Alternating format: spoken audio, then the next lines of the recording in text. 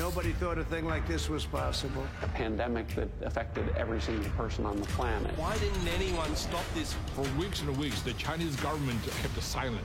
This is the result of taking a natural virus and mucking around with it. Hey presto, the perfect human pathogen. That actually would make a good bioweapon. It escaped from the lab. They had had an accident. The first cluster worked into Wuhan Institute of Virology. They silenced journalists and disappeared some of them. It won't stop there. I don't know how many times I can say it, Madam Chair. We did not fund gain-of-function research to be conducted in the Wuhan Institute of Virology. We did not fund gain-of-function research to be conducted in the Wuhan.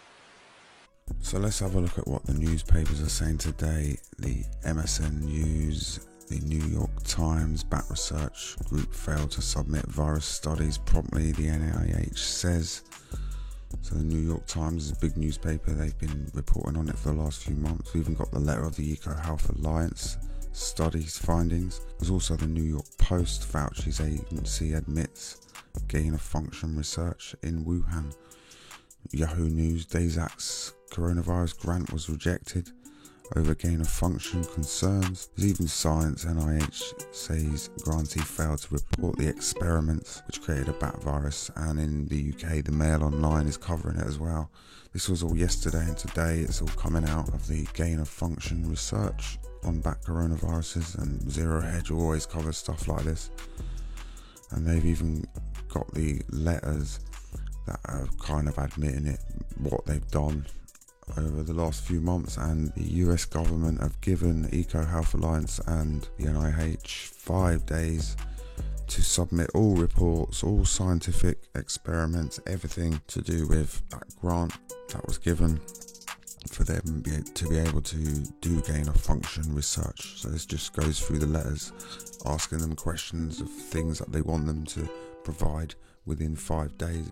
And this is also my work that I did in May 2020, just some of the work, and see that what I was writing and understanding back then was probably right.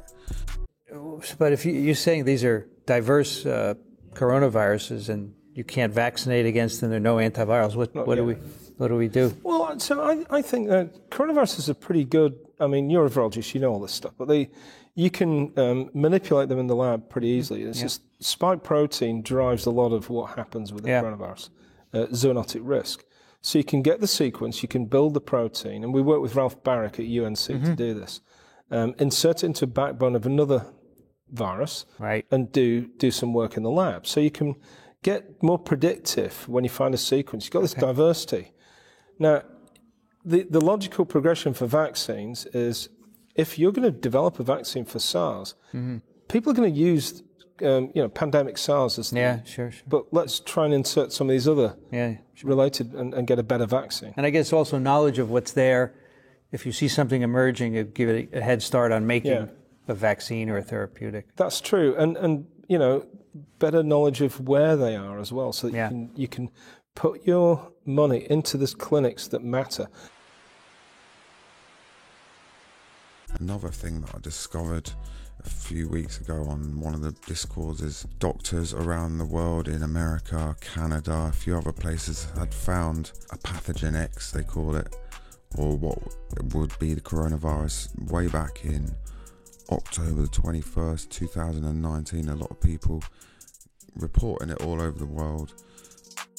Obviously people taking the piss and people making conspiracy theories about 5G and viruses don't exist. Even back then, when the pandemic hadn't even started, this is 3 months before the pandemic is meant to have started.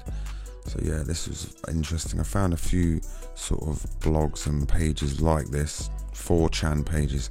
Another thing that I wanted to talk about is the UK government have also been given 5 days by a watchdog to reveal all that they given the PPE contracts to early on in the pandemic, and how the supply chain, they made a VIP lane mainly for their friends, and companies like Serco, Delaware, the usual ones that are involved in the NHS's private contracts.